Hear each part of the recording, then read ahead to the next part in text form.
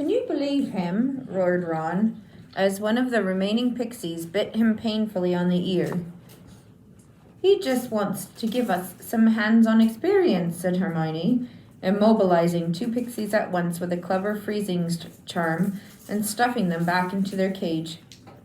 Hands-on, said Harry, who was trying to grab a pixie dancing out of reach with its tongue out. Hermione, he didn't have a clue what he was doing. Rubbish, said Hermione. You've read his books. Look at all the amazing things that he's done. He says he's done, Ron muttered. Mudbloods and murmurs. Harry spent a lot of time over the next few days dodging out of sight whenever he saw Gilderoy Lockhart coming down a corridor. Harder to avoid was Colin Creevey, who seemed to have memorized Harry's timetable. Nothing seemed to give Colin a bigger thrill than to say, "All right, Harry," 6 or 7 times a day, and hear, "Hello, Colin," back, however exasperated Harry sounded when he said it.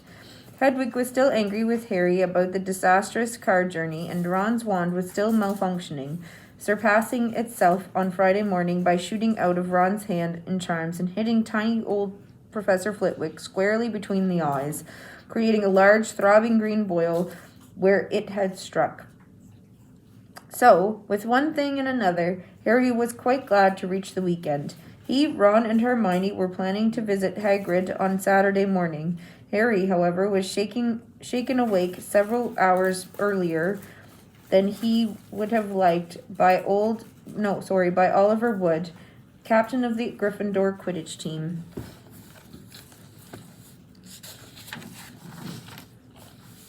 What's the matter? Said Harry groggily. Quidditch practice, said Wood. Come on. Harry squinted at the window. There was a thin mist hanging across the pink and gold sky. Now he was awake and couldn't understand how he could have slept through the racket of birds were making. Oliver, Harry croaked, it's the crack of dawn. Exactly, said Wood. He was a tall and burly 6-year, and at the moment his eyes were gleaming with a mad enthusiasm. It's part of our new training program. Come on, grab your broom and let's go, said Wood heartily. None of the other teams have started training yet. We're going to be first off the mark this year. Yawning and shivering slightly, Harry climbed out of bed and tried to find his Quidditch robes. Good man, said Wood. Meet me on the pitch in 15 minutes. When he found his scarlet team robes and pulled on his cloak for warmth, Harry scribbled a note to Ron explaining where he'd gone and went down the spiral staircase to the common room, his Nimbus 2000 on his shoulder. He had just reached the portrait hole when there was a clatter behind him, and Colin Creevey came dashing down the spiral staircase, his camera swinging madly around his neck, and something clutched in his hand. I heard someone say your name on the stairs, Harry. Look what I've got here. I've had it developed. I wanted to show you. Harry looked bemuseled at the photograph Colin was brandishing under his nose. A moving black and white Lockhart was tugging hard on an arm Harry recognized as his own. He was pleased to see that his photographic self was putting up a good fight and refusing to be dragged into view.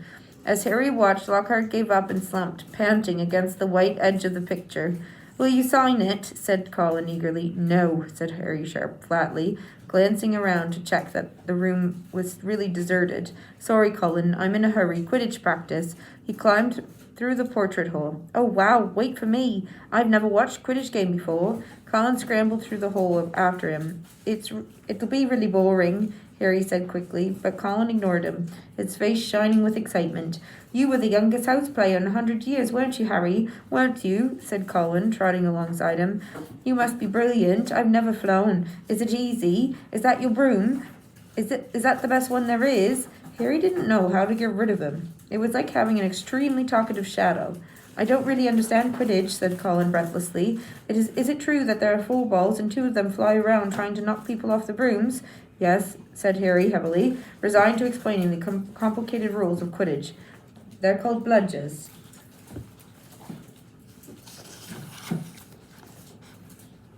There are 2 beaters on each team who carry clubs to beat the bludgers away from their side. Fred and George Weasley are the Gryffindor beaters.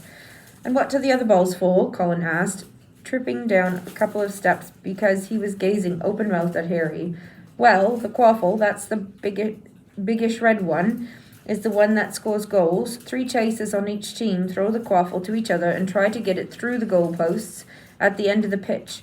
There are 3 long poles with hoops at the end. And the 4th ball is the golden snitch, said Harry. And it is very, very fast and difficult to catch. But that's what the seeker's got to do, because a game of Quidditch doesn't end until the snitch has been caught. And whichever team's seeker gets the snitch earns his team an extra 150 points. And Joe Gryffindor's seeker, aren't you? Said Colin in awe. Yes, said Harry, as they left the castle and started across the dew-drenched grass. And there's the keeper too. He guards the goalposts. That's it, really.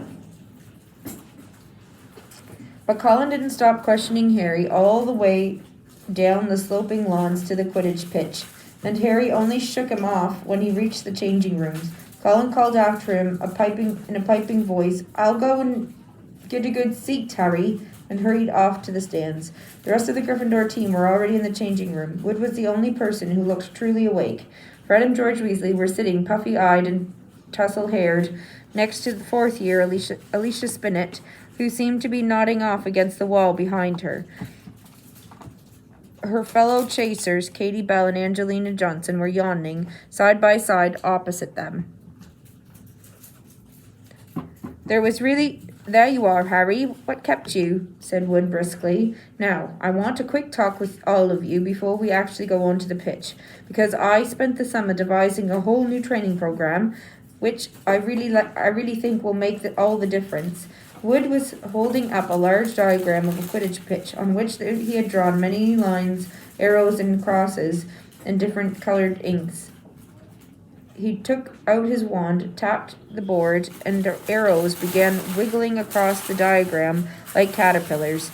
As Wood launched into a speech about his new tactics, Fred Weasley's head drooped right onto Alicia Spinnet's shoulder, and he began to snore. The first board took nearly 20 minutes to explain, but there was another board under that, and the third under that one. Harry sank into a stupor as Wood droned on and on. So, said Wood, at long last, jerking Harry from his wistful fantasy about what he could be eating for breakfast at this very moment up at the castle. Is that clear? Any questions?